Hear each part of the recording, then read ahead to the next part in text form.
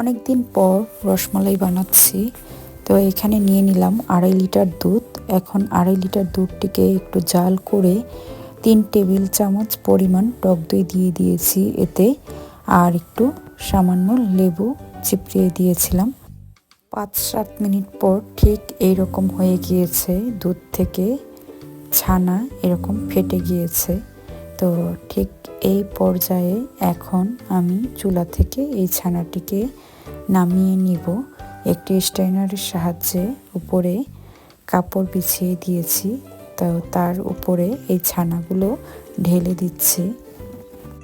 ছানাগুলো ঢালা হয়ে গেলে এখন এই পর্যায়ে ঠান্ডা পানি দিয়ে ভালো করে নেড়ে নিব, যাতে ছানাটি একটার সাথে একটা দলা না পেকে যায়। এরকম করলে যখন নাকি মিষ্টিগুলো বানাবো খুবই ভালো হয়। এখন এই কাপড় থেকে সম্পূর্ণ পানি নিংড়ে নিলাম।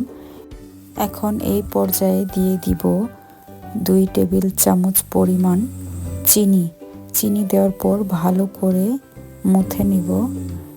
এখন দিয়ে দিব 1 চামচ পরিমাণ ময়দাটা দেওয়ার পর এখন আবারও ভালো করে মুথে নিব। আর ময়দাটা দিলে মিষ্টিগুলো ভাঙে না। এখন 4 কাপ পানির মাঝে আমি 3 টেবিল চামচ পরিমাণ চিনি দিয়ে আগে জাল করে নিয়েছিলাম।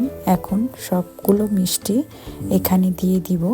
আমি ব্রাউন সুগার নিয়েছিলাম, যার কারণে আমার পানির কালারটা ঠিক এমন এসেছে। আপনারা চাইলে হোয়াইট সুগারটাও নিতে পারেন, যার যেটা ইচ্ছে সেটা দিয়ে বানাতে পারবেন, এতে কোনো সমস্যা নেই। সবগুলো মিষ্টি আমি 20 মিনিটের মতো জাল দিয়ে নিয়েছিলাম ঢাকনা দিয়ে ঢেকে। এই তো এখন 20 মিনিট পর আমি সবগুলো মিষ্টি তুলে নিচ্ছি ছাঁকনির সাহায্যে।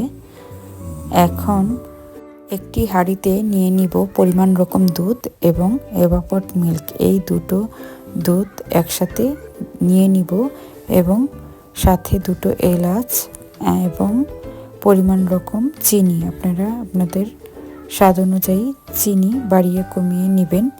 এখন দুধটা একটু জাল দেওয়ার পর আমি ঠিক এই পর্যায়ে সবগুলো মিষ্টি এক এক করে ঘন দুধের মাঝে ছেড়ে দিব।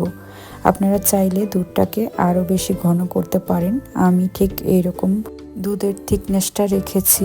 এই তো 10 মিনিট জাল দিয়ে নিলাম, আমার রসমালাই রেডি।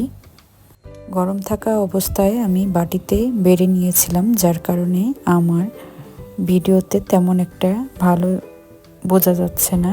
বাটিতে ঢালার পর যখন নাকি ঠান্ডা হয়ে গিয়েছে তখন আমি হাফ অ্যান আওয়ারের রকম ফ্রিজে রেখে দিয়েছিলাম। ফ্রিজ থেকে বের করে এই তো মেয়েরে ছেলেরে দিয়ে দিলাম খেতে। ওরা তো খুব মজা করে খাচ্ছে আর আমিও টেস্ট করে দেখলাম, খুবই মজা হয়েছে।